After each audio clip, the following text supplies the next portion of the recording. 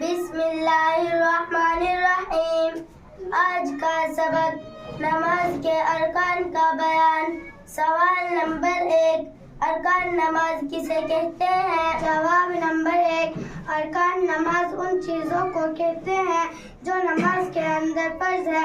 ارکان نماز کی جمع ہے۔ رکن کے معنی فرض اور ارکان کے معنی فرائض ہے۔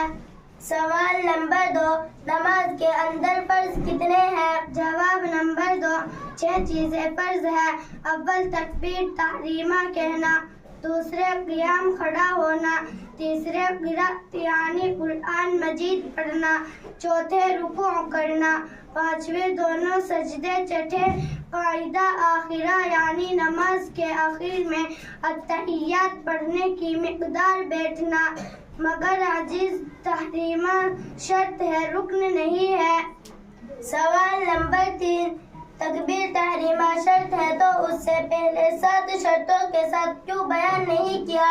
جواب نمبر 3، چونکہ تکبیر تحریمہ اور نماز کے ارکان میں کوئی فاصلہ نہیں ہے اور اسی سے نماز شروع ہوتی ہے، اس لیے تکبیر تحریمہ کو ارکان نماز کے ساتھ بیان کرنا مناسب معلوم ہوا۔